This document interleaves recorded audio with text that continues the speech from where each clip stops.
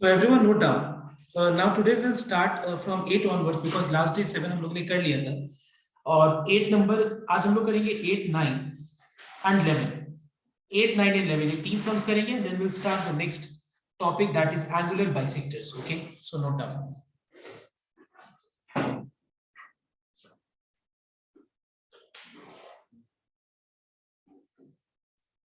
So what is question number 8? Everyone note down.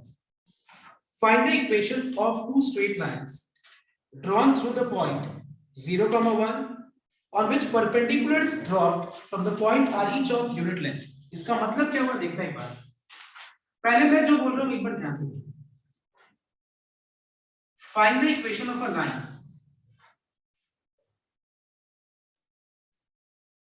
Okay, of a line through the point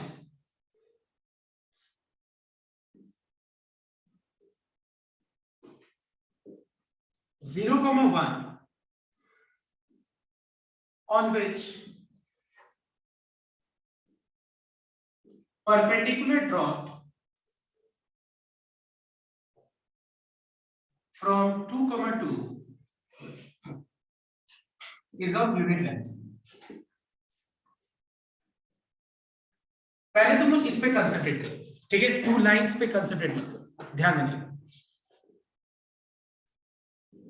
मतलब हम लोग को यहाँ पे एक लाइन का इक्वेशन निकालने के लिए बोला जा रहा है, ठीक है. We have to find the equation of a line which passes through the point 0, 1. मतलब लाइन जिस पॉइंट से पास कर रहा है वो पॉइंट हम लोग को पता है and what is that point? It is 0, 1. और इस लाइन के ऊपर अगर हम इस पॉइंट से परपेंडिकुलर डिस्टेंस मेजर करें, परपेंडिकुलर ड्रॉप मतलब आउट ऑफ यूनिट लेंथ, मतलब अगर हम इससे इस पॉइंट से ये लाइन तक के बीच का परपेंडिकुलर डिस्टेंस मेजर करें तो ये जो डिस्टेंस मिलेगा वो क्या होगा? Unit length. What is the meaning of unit length? Unit length का मतलब हो गया 1 यूनिट, मतलब उसका डिस्टेंस किसके बराबर होगा? 1 यूनिट के बराबर होगा. अब ये लाइन का इक्वेशन निकालने के लिए मुझे फॉर्मूला पता है. It is y minus y1 equals to m into x minus x1. ठीक है, ये formula. But do we know what is the value of m? नहीं पता. x1 y1 पता है लेकिन m नहीं पता है. तो क्या करेंगे हम लोग? Let m be the slope of the required line. तो मैं रिक्वायर्ड लाइन का स्लोप को m ले लेता हूं, ठीक है, क्योंकि मुझे रिक्वायर्ड लाइन का स्लोप पता नहीं, m नहीं पता है, x1 y1 तो पता ही नहीं. Therefore, the required equation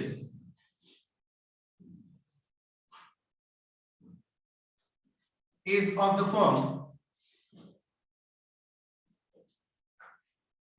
y minus y1 equals to m into x minus x1. मतलब y minus y1 equals to mx, मतलब mx minus y plus 1 equal to 0. ये तुम्हारा रिक्वायर्ड लाइन का फॉर्म, मतलब ये रिक्वायर्ड लाइन जो हम लोग जो देखेंगे वो ऐसा होगा. बट यहाँ पे क्या नहीं पता बताओ तो? हम लोग को m नहीं पता, ठीक है, m हम लोग को नहीं पता. यहाँ पे m निकालने के लिए क्या करेंगे? ध्यान देखो. पता है कि ये पॉइंट से लाइन तक के बीच का परपेंडिकुलर डिस्टेंस कितना है? 1 यूनिट है, ठीक है, परपेंडिकुलर डिस्टेंस 1 यूनिट है. So according to the problem let's find out the perpendicular distance from this point and the line whose equation is 0. okay, तो क्या करेंगे हम लोग? इस पॉइंट के x कोऑर्डिनेट को x की जगह पुट कर देंगे, तो ये हो जाएगा 2m. y कोऑर्डिनेट को y की जगह, फॉर्मूला यही था ना लास्ट टाइम मैंने बताया था.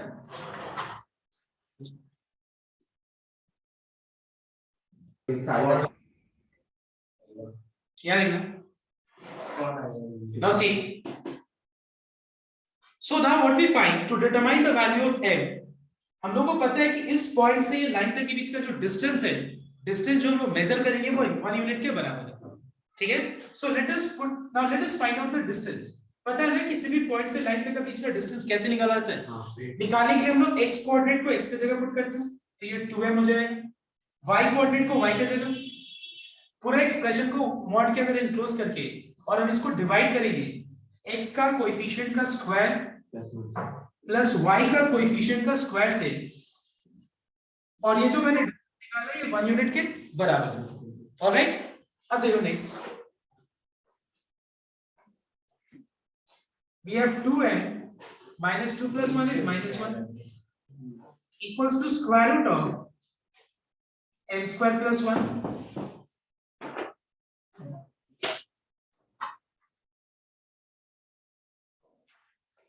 Okay, so मैंने क्रॉस मल्टीप्लाई कर दिया। अब देखो ध्यान से, जैसे मान लो -3 का अगर मैं होल स्क्वायर कर दूं या मैं -3 का मॉड्यूलस निकाल के मैं उसका स्क्वायर करूं, दोनों का मतलब सेम है या डिफरेंट है बताओ? -3 का स्क्वायर का आंसर भी 9 होगा और -3 का मॉड करेंगे तो 3 आएगा और उसका स्क्वायर भी क्या होगा? मतलब हम क्या देख रहे हैं एक चीज कि मॉड ऑफ x का होल स्क्वायर और x का स्क्वायर दोनों क्या होता है बताओ तो? इक्वल होता है, क्योंकि x कुछ भी क्वांटिटी हो, अगर वो नेगेटिव हो या पॉजिटिव हो, उसका अगर हम डायरेक्ट स्क्वायर करें वो भी वही आंसर मिलेगा अगर हम मॉड करके उसका स्क्वायर करें। तो मैं इसीलिए ये पार्ट को समझा रहा हूं बिकॉज मैं दोनों तरफ स्क्वायर करने वाला हूं, तो ये मॉड हट जाएगा और ये हो जाएगा 2m - 1 का whole square on the left hand side, और राइट साइड में जब ये स्क्वायर रूट हट जाएगा तो बचेगा m square plus 1 if you square both sides.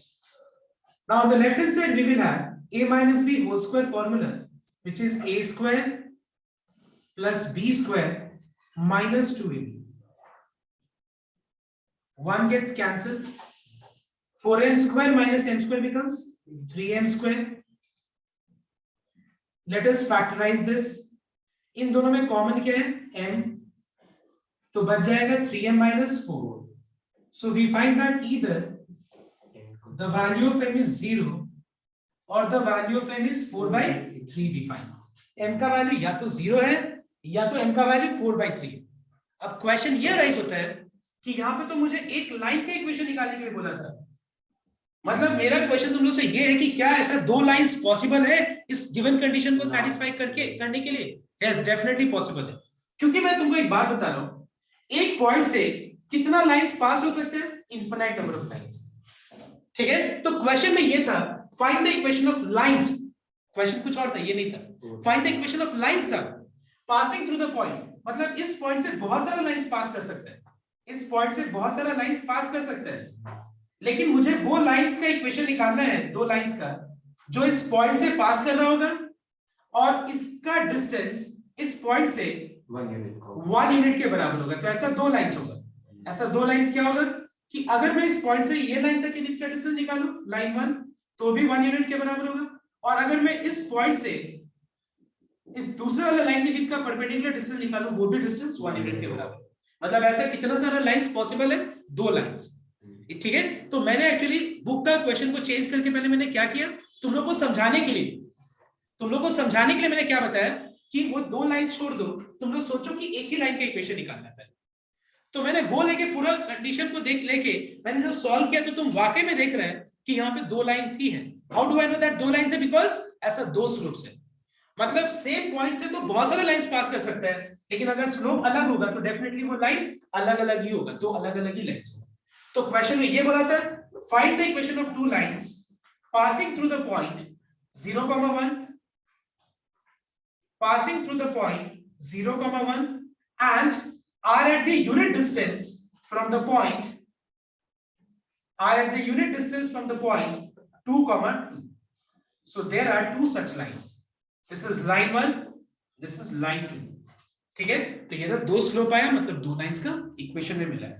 I hope you got this point everyone, so please copy it up fast. एक बार m का वैल्यू आ गया, now you can substitute the value of m in the equation, because देखो मैंने यहाँ पे put किया था question mark m के जगह पे, m नहीं पता था, और ये सारा जो वर्किंग हम लोगों ने किया था ये m के कैलकुलेशन के लिए किया था, by using the condition that point का लाइन से जो डिस्टेंस है वो कितने के बराबर होगा? 1 यूनिट। ठीक है, इसी को हम लोगों ने लेके आगे सबको सॉल्व किया, तो हम लोग को m का दो वैल्यूज मिल गए। So what will be the required equation? once at the place of m put 0 and once at the place of m put 4/3. I'm just showing this way, मतलब तुम लोग ऐसे पूरा कर लेना। समझ में आया? तो लास्ट में क्या लिखोगे? therefore the required equations are 0 into x minus y plus 1 equal to 0, 4/3x minus y plus 1 equal to 0. दो कॉलम बना सकते हो, मैंने m is 0 मैंने। Okay, next. Now the next question is number 9. अब देखो नंबर 9 में हम लोग को पैरेलल लाइंस का कंसेप्ट यूज होगा। पैरेलल लाइंस का कंसेप्ट मतलब अगर दो पैरेलल लाइंस के बीच का अगर हमको डिस्टेंस निकालना हो तो कैसे निकाला जाता है, C2 minus C1 by square root of A square plus B square. तो एक बार तुम लोग सम को एक बार देखो बढ़िया से, एक डायग्राम, एक ऐसे रफ डायग्राम बनाओ और बना के देखो क्या है concept. So shall I give you more time to think, और क्या मैं बता दो ट्राई करो, अच्छा अगर ट्राई करोगे तो बहुत बढ़िया है। See, question number 9. See, there are two lines, and from the equation we can make out that the equations that the lines are parallel. यहाँ पे हम लोग को ये कहीं लिखा नहीं जरूरी है कि पैरेलल लाइंस, बिकॉज इक्वेशन से ही पता चल रहा है कि दोनों लाइंस पैरेलल है एक दूसरे से।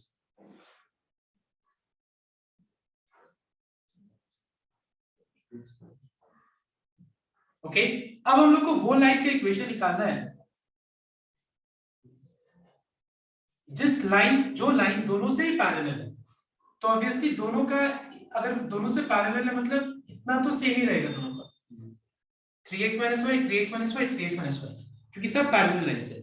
सिर्फ क्या डिफरेंट होगा, c का वैल्यू, इसको लेट ले लेते हैं, ठीक है। इसको क्या करेंगे हम लोग, लेट ले लेंगे, बिकॉज हमको पता नहीं है कि वो पैरेलल लाइन कौन सा होगा जिसका जो इन दोनों से पैरेलल होगा, और इसके बीच का डिस्टेंस मेजर्ड और इसके बीच का डिस्टेंस मेजर्ड का जो रेशियो है वो 3:5 है।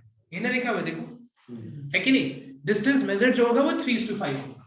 नाउ टेल मी एवरीवन, अगर मान लो मैं इस दोनों लाइंस के बीच का अगर हम डिस्टेंस निकालें तो सीधा फॉर्मूला यही है कि C2 माइनस C1 दोनों लाइंस का जो कांस्टेंट टर्म है उसका difference divided by a square plus b square is the distance between two parallel lines. I hope everyone you remember, okay? So according to the problem, if I find out distance between these two parallel lines, अगर हम C2 minus C1 लिखे या C1 minus C2 लिखे, इससे कोई फर्क नहीं पड़ता। मतलब मैं प्लस C माइनस और माइनस 3 लिखूं या -3 माइनस C लिखूं, उससे कोई फर्क नहीं पड़ता। I hope you are getting what do I mean with the C1 and C2? Yes. So it is mod के अंदर C minus of -3 divided by square root of a square plus b square। अगर मैं इन दोनों lines के बीच का distance निकालूं तो ये हो जाएगा C1 minus C2 और C2 minus C1, that is completely up to you। Clear? इतना तो दिखाना नहीं पड़ेगा ना कि C1 कौन सा है C2 कौन सा है, दिमाग में है ना कि C1 इसको लो तो C2 इसको, C1 इसको लेंगे तो C2 इसको मुझे लेना पड़ेगा।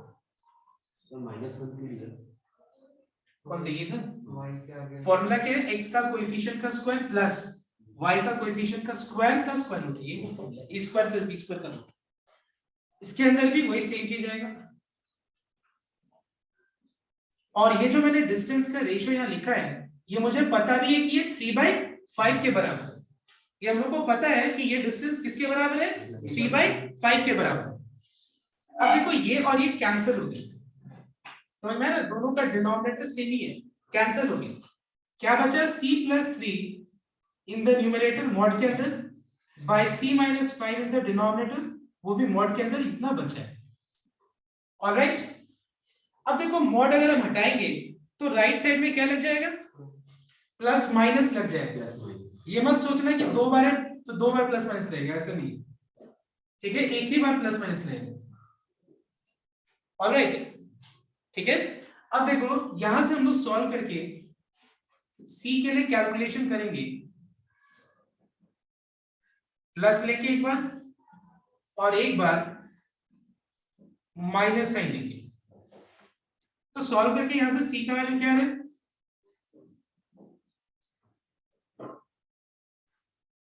that is c equals to -15। c का एक वैल्यू आया -15 और दूसरे को सॉल्व करके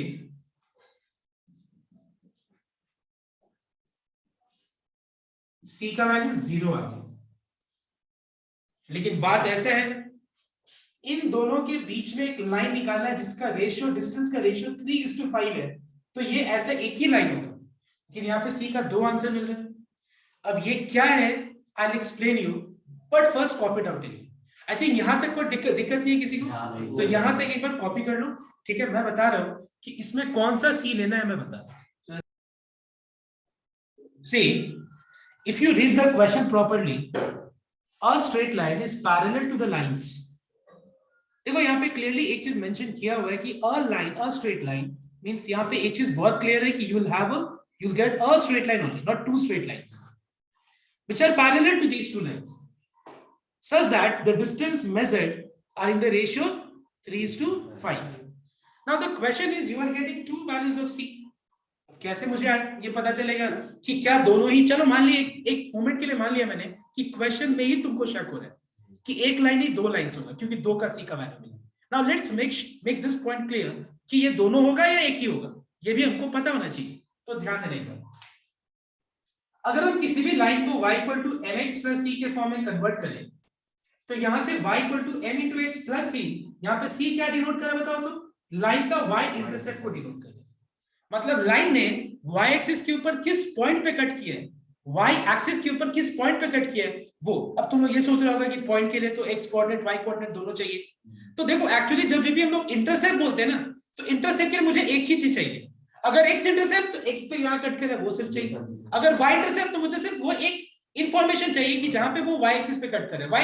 बिकॉज़ x कोऑर्डिनेट तो 0 ही होता है, ठीक है। अब देखो ध्यान से, यहां पे अगर मान लो मैं c के जगह पे -15 लगा दूं एक बार के लिए, और एक बार के लिए 0, दो ऑप्शन है। अब दोनों में कौन सा ऑप्शन पॉसिबल होगा, क्योंकि ये लाइन के बीच का मुझे लाइन निकालना है, ठीक है, जिसका डिस्टेंस का रेशियो 3:5 होगा। अब एक बात बताओ, अगर मान लो मैं ये दो लाइंस को देखूं, तो -15 क्या पॉसिबल होगा -3 और 5 के बीच में? देखो तो एक नहीं सर, इसके बीच देखो, अगर तुम ध्यान से नोट करो इसको, अगर हम y = mx + c में कन्वर्ट करें, y = mx + c, और इसको भी y = mx + c, तो यहां पे y इंटरसेप्ट -3 है और यहां पे y इंटरसेप्ट +5 है। एक -3 से कट कर रहा है, एक +5 से, तो ऑब्वियसली उसके बीच में जो लाइन होगा वो कहां से होगा? अगर हमारे पास दो ऑप्शन है 0 और -15, तो कहां से पास करेगा? 0 से पास करेगा ना? क्या -15 से पास करेगा? तुम बताओ मुझे। -15 तो वो ऊपर चला जाएगा, सॉरी नीचे चला जाएगा। समझ गया बात? तो यहाँ पे लिखा हुआ है अ लाइन, ठीक है, देखो लिखा हुआ है a line, straight line which is parallel to these two lines. तो ऑब्वियसली वो पॉसिबल कब होगा? जब c का वैल्यू 0 होगा। तो रीजन क्या देखो, रीजन ये कि फॉर दिस सिचुएशन ये लिख देना is not possible since the required line lies between, ऐसे देख सकते हैं तुम लोग। So this is the required answer. तो ओके, कितना आंसर है यहाँ पे बताओ तो? दो आंसर है, एक आंसर है? सही है। और वो कौन सा है? जब c का वैल्यू 0 पुट करेंगे, 3x - y, ये आंसर है, ठीक है।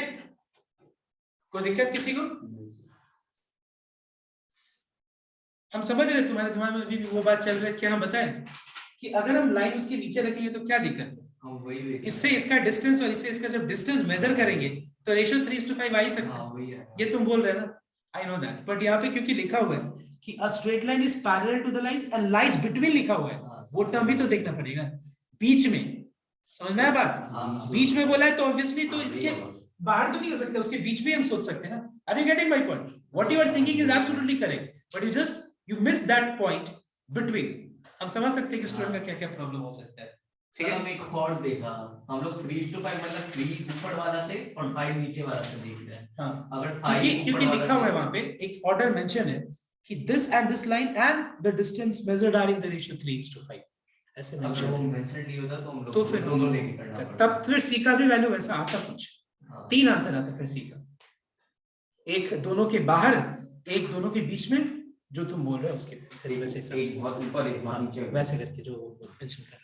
नेक्स्ट, इसको एक बार कॉपी कर लो बढ़िया से, और कॉपी करने के बाद क्वेश्चन नंबर 11 एक बार रीड करो तुम।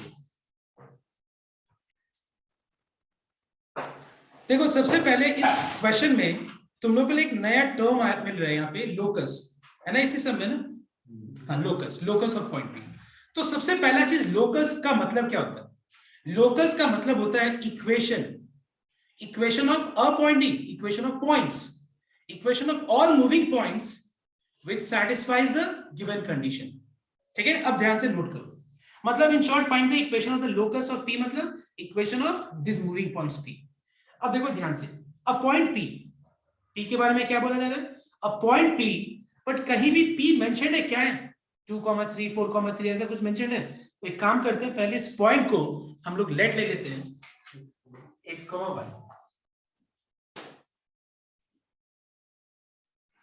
Let P, x, y be the moving points.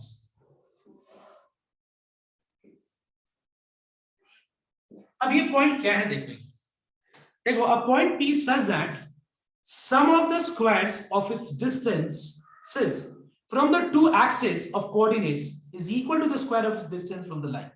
तो क्या है देखिए, बहुत बढ़िया सा है, इजी है, तुमको देखने में लग रहा होगा क्योंकि क्वेश्चन का मतलब मीनिंग नहीं दिमाग में आ रहा है कि क्या है इसमें. अगर मीनिंग समझ में आ जाए तो बहुत इजी है क्वेश्चन. देखो,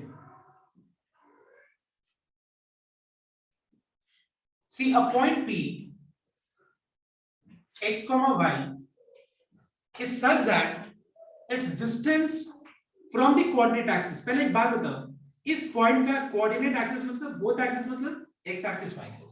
अब एक बात बताओ मुझे, ये पॉइंट का x एक्सिस से डिस्टेंस कितना बताओ, ये दूरी कितना है ये बताओ. याद है फर्स्ट क्लास में मैंने बताया था एब्सिस और ऑर्डिनेट का मतलब it is equal to y, और ये पॉइंट से ये लाइन तक के बीच का डिस्टेंस क्या है? ठीक है, अब देखो क्या लिखा हुआ, फिर से एक बार रीड करो. A point P such sum of the squares of its distance, मतलब इसके डिस्टेंस का स्क्वायर, मतलब लिखा हुआ है कि सम, किसका सम? दोनों के डिस्टेंसेस का स्क्वायर का सम.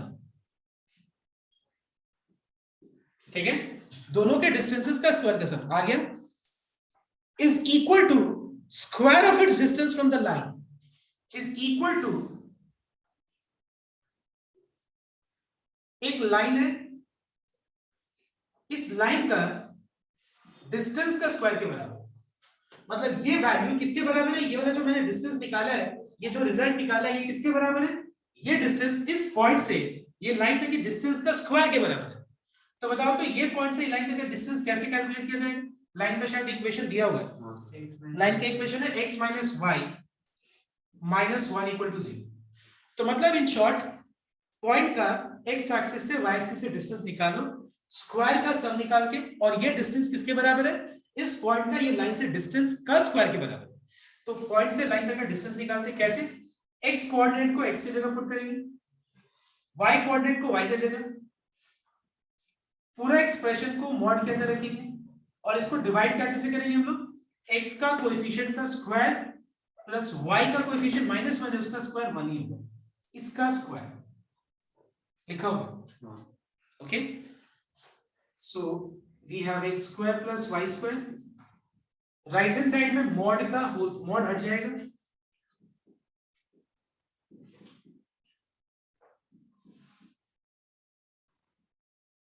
डिनोमिनेटर में स्क्वायर रूट हटेगा, 2 आ जाएगा. x लिख दिया प्लस, -y को प्लस और -y लिख दिया, -1 को प्लस और -1. Now what is a + b + c का whole square?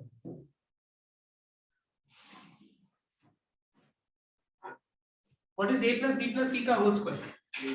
a square plus b square plus c square plus 2ab plus 2bc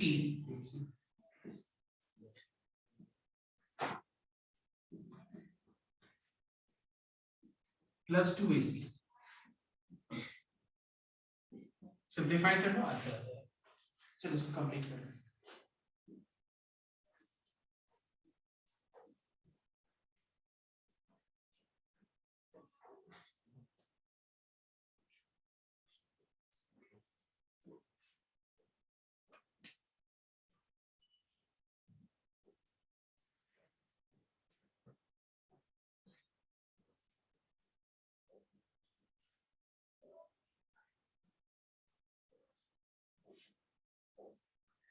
Yes, sir, your answer.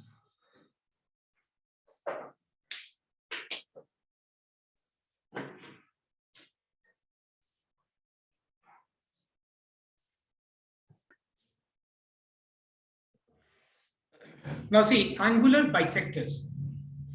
So let me explain you what is the meaning of angular bisector. ये चीज को पहले मैं clear कर, ध्यान देना एक बार सबको, बोर्ड पे पहले देखो, if there are two lines and if these two lines will intersect each other, and if they are not perpendicular to each other, every time you will find that you will have angular bisector. This is called angular bisector. You know that angular bisector will exist in pair. Why I am saying? You know that vertically opposite angles are equal. मतलब अगर ये angle मान लेते 60 degree है तो ये angle भी 60 degree ही होगा. And you will have a pair of angle.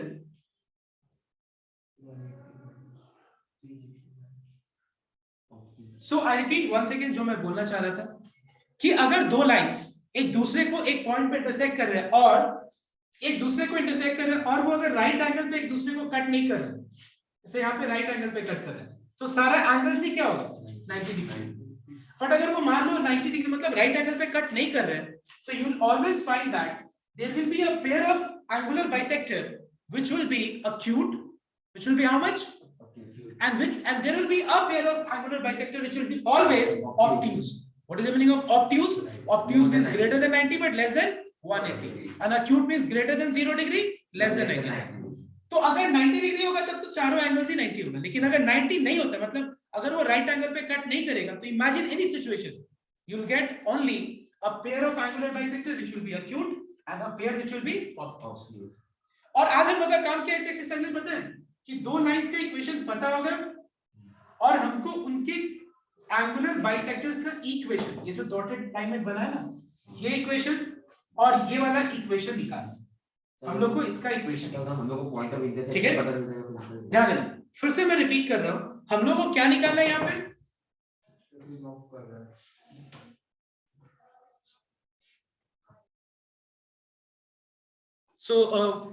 so we were here in this line that you'll find a pair, you'll find a line which will bisect the angle which is acute, and there will be a line which will bisect. You know what is the meaning of bisect? Bisect मतलब अगर मान लो ये angle अगर 60 degree है ये angle, तो जो line draw होगा, जो लाइन बनेगा वो क्या करेगा, दो इक्वल हाफ्स में डिवाइड कर देगा 30-30. ठीक है, और सेम अगर ये जो भी होगा, जो भी ऑब्ट्यूज एंगल होगा, इसको क्या करेगा, उसको दो इक्वल एंगल्स में 4 लाइंस बाइसेक्ट कर देगा. मतलब हम लोग का अभी इस एक्सरसाइज में काम क्या है, मतलब अभी हम लोग ये जो टॉपिक स्टार्ट कर रहे हैं इसमें हमको एंगल का बाइसेक्टर, वो लाइन ड्रॉ करना है जो एंगल को दो इक्वल हाफ्स मतलब बाइसेक्ट करेगी. समझ में आया तो बात? अब देखो एक चीज हम लोग ये क्लियर यहां से लग रहा है कि ये लाइन के ऊपर ध्यान देना, ये जो लाइन मैंने ड्रॉ की है ना, ये लाइन के ऊपर मैं जो भी पॉइंट ले लूं, ठीक है, इस पॉइंट से L2 के बीच का डिस्टेंस मतलब परपेंडिकुलर डिस्टेंस और L1 के बीच का डिस्टेंस इक्वल होगा या नहीं होगा, मतलब होगा या नहीं होगा. अगर मान लो मैं ये मान रहा हूं कि ये एंगुलर बाइसेक्टर है, तो एंगुलर बाइसेक्टर का नेचर कैसा होगा, वो नेचर ऐसा होगा कि अगर वो लाइन के ऊपर हम कोई भी पॉइंट ले लें, लाइन के ऊपर पर, तुम यहाँ पॉइंट लो या यहाँ पॉइंट लो या यहाँ पे पॉइंट लो, कहीं भी, और अगर मैं उस पॉइंट से दोनों तरफ के बीच का, अगर लाइंस के बीच का अगर परपेंडिकुलर डिस्टेंस निकालें, उस समय का परपेंडिकुलर डिस्टेंस इक्वल होगा. ये मत बोलना कि सर ये डिस्टेंस और ये डिस्टेंस इक्वल कैसे होगा, ये मत दिमाग लगाना. मैं बोल रहा हूं कि इन दोनों का डिस्टेंस इक्वल. समझ में मेरी बात क्लियर? अब बताओ मुझे, क्या तुमको ऐसा कंडीशन सेटिस्फाई करने का गिन के कुछ हाथ पे गिना हुआ पॉइंट्स मिलेगा? नहीं कि सर 1 2 3 4 पॉइंट्स ही सभी रहेगा. ऐसा 1 2 3 4 मतलब क्या गिना हुआ पॉइंट्स मिलेगा या इनफिनिट पॉइंट्स होगा? बताओ कितना पॉइंट्स होगा, 1 पॉइंट 2 पॉइंट या इनफिनिट पॉइंट्स? Infinite points. तो ये लाइन के ऊपर जितना भी पॉइंट्स है, इस लाइन के ऊपर जितना भी पॉइंट्स है, ये सारे पॉइंट्स को let us denote with a variable px, y.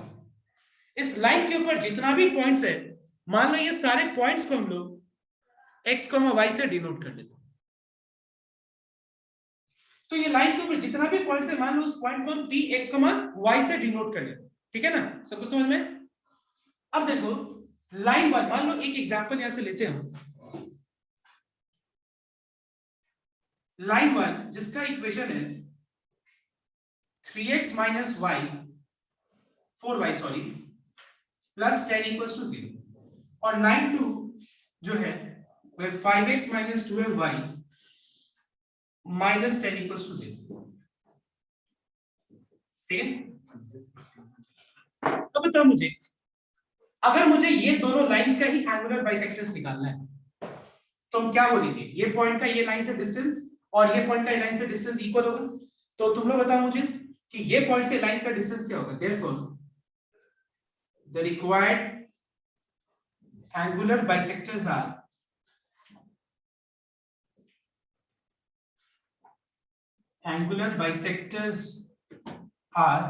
Bisectors क्यों बोल रहे हैं, क्योंकि ऐसे दो है। ठीक है, तो बताओ तो क्या होगा, बताओ सर वो फॉर्मूला है जो मॉड्यूलस का, तो क्या होगा, x कोऑर्डिनेट को x की जगह x की जगह 3x minus 4y plus 10 divided by पूरा एक्सप्रेशन मॉड के अंदर रहेगा और divided by root over 3x x का कोएफिशिएंट का स्क्वायर y का कोएफिशिएंट का स्क्वायर। और ये जो डिस्टेंस मैंने निकाला ये ऑन द अदर हैंड इस पॉइंट से ये लाइन तक के बीच का डिस्टेंस के बराबर होगा। तो पॉइंट का x कोऑर्डिनेट को x की जगह पुट कर दिया, y कोऑर्डिनेट को y की जगह, पूरा एक्सप्रेशन को मैंने मॉड के अंदर रख दिया और मुझे डिवाइड कैसे से करना है, x का कोएफिशिएंट का स्क्वायर प्लस y का कोएफिशिएंट का स्क्वायर। समझ में आया सबको को? ओके, अब मुझे ये बताओ, जब मॉड हटेगा तो राइट साइड में मतलब कोई भी एक साइड में क्या लग जाएगा, मॉड हटेगा तो क्या लग जाएगा, डाउट लग जाएगा, प्लस माइनस लग जाएगा, है कि नहीं। सर इसको दोनों साइड हम लोग अगर स्क्वायर करते तो ज्यादा इजी होगा। ठीक है, अब देखो स्क्वायर करेंगे तो लंबा हो जाएगा ना, सर यहां से ही स्क्वायर करेंगे तो इसका स्क्वायर फिर इसका स्क्वायर, क्या फायदा होगा। मॉड दोनों तरफ से हट जाएगा। हाँ तो मॉड ऐसा नहीं कि दोनों तरफ हटेगा तो हम लोग मतलब दोनों तरफ प्लस माइनस दे देंगे तो कट जाएगा, ऐसा नहीं है। एक बात बताओ, x plus 2 equal to x plus 6 for how many values of x, बहुत सारे ऐसे वैल्यूज ऐसा हो सकता है जिसके लिए वो इक्वल होगा, है कि नहीं। तो ऐसा कुछ नहीं है कि तुम्हारा हमको मॉड हटाएंगे एक तरफ, दोनों तरफ अगर मॉड है तो कैंसिल थोड़ी ना है, is not law of cancellation. Mod का हटने का इसको लॉ ऑफ कैंसिलेशन नहीं बोलते। जैसे मान लो 2x equals to 4 है, this is law of cancellation but it's not law of cancellation. ऐसा थोड़ी ना कि x square equals to y square है तो लॉ ऑफ कैंसिलेशन से स्क्वायर स्क्वायर कट जा रहा है, कैंसिल नहीं होता, ठीक है ना, वो कंपेयर होता है। तो यहाँ पे जब दोनों तरफ मॉड है तो प्लस माइनस आएगा। अब देखो हम क्या करेंगे, इधर 3x minus 4y plus 10 divided bye 25 का स्क्वायर रूट क्या होता है, इसके साथ सॉल्व करेंगे और एक बार प्लस के साथ सॉल्व करेंगे, ये क्या आएगा 169 स्क्वायर रूट 30। और दूसरा वाला इक्वेशन क्या आएगा, कितना इक्वेशंस, कितना एंगुलर बाइसेक्टर आएगा, एक या दो, दो, एक अक्यूट होगा और दूसरा ऑब्ट्यूज होगा। ठीक है, तो तुम लोग एक काम करो, इस दोनों को सॉल्व करके बताओ मुझे कि फाइनल आंसर क्या है। मैं एक लाइन में यहाँ आंसर लिखूंगा और एक लाइन में यहाँ आंसर लिखूंगा, जो तुम लोग बोलोगे फटाफट यहाँ पे कॉपी करके मुझे आंसर। ये वाला सब में जब हम लोग ये हटाया आपका, so tell me what is the final answer, इसको सॉल्व करेंगे क्या है, 7x plus 4y 7x plus 4y plus 90 equal to 0 plus 90 90 equals to 0। और सेकंड वाला का 4x minus 7y plus 5। Okay, तो ये रहा दो इक्वेशंस, एक होगा अक्यूट और दूसरा होगा ऑब्ट्यूज।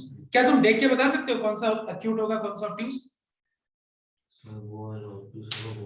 को देख के हम लोग कभी नहीं बता पाएंगे, देख के कैसे बता पाएंगे कि कौन सा अक्यूट है कौन सा ऑब्ट्यूज। ठीक है, like we can not make out by looking at the equation, everyone note down, we cannot make out that which bisector is the acute bisector and which bisector is the obtuse bisector, we can never make out।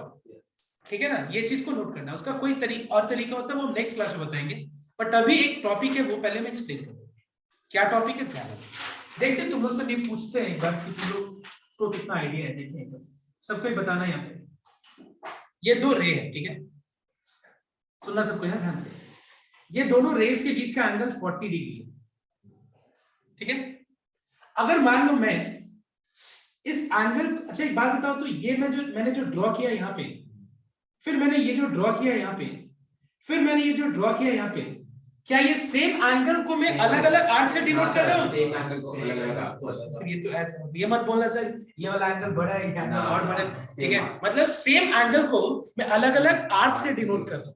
Arc, ये arc हुआ, ठीक है ना? ये बड़ा arc है, इससे और बड़ा आर्क है, लेकिन एंगल सेम ही है ना? अब एक बात बताओ तुम लोग मुझे, जब भी हम दो लाइंस को प्लॉट करेंगे ग्राफिकली, दो लाइंस को, और अगर वो इंटरसेक्ट करेंगे, सुना ध्यान से, अगर दो लाइंस को हम ग्राफिकली प्लॉट करेंगे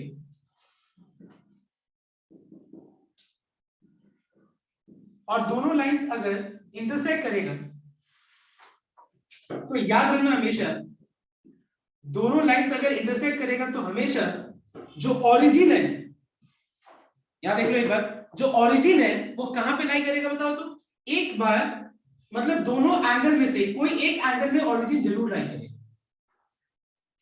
मतलब जो ओरिजिन है, ओरिजिन किस मतलब कोई ना कोई एक एंगल के अंदर जरूर लाई करेगा, ठीक है ना? तो देखो इस क्वेश्चन में क्या बोला था, रीड करेगा,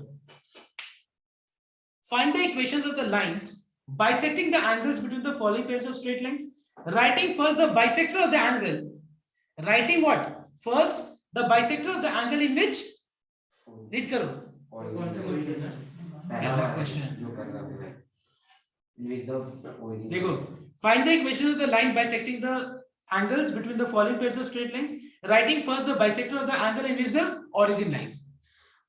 मतलब तुम इक्वेशन निकालो एंगुलर बाइसेक्टर का, लेकिन पहला वाला इक्वेशन निकालो, वो वाला इक्वेशन जो जिसके अंदर, जिस एंगल के अंदर ओरिजिन लाई कर रहे हैं, मतलब वो एंगुलर बाइसेक्टर का इक्वेशन निकालो जिस एंगल के अंदर क्या लाई कर रहे हैं, ओरिजिन लाई करेगा। और याद रखना, अगर कोई भी दो लाइंस का पॉइंट ऑफ इंटरसेक्शन ओरिजिन नहीं होगा, वो लाइन नहीं, तो हमेशा याद रखना कि वो लाइंस का एक एंगल के अंदर हमेशा ओरिजिन लाई करेगा ही। क्योंकि अगर मान लो वो अगर बाइसेक्टर मतलब पॉइंट ऑफ इंटरसेक्शन ही अगर ओरिजिन है, तब तो अलग बात है, ठीक है? तो याद रखना इसका तरीका क्या है, इसमें कुछ चेंजेस नहीं करना है, बहुत सिंपल सी चीज है, देखना है क्या करना। मैं एक सम से बताता हूं,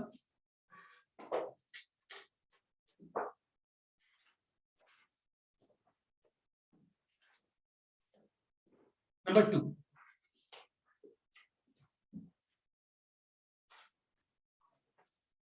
ठीक है? ये लाइन है, इसका इक्वेशन है 12x minus 5y plus 3 equal to 0, और दूसरा वाला इक्वेशन है मान लो 4x plus 3y minus 2 equal to 0, ठीक है?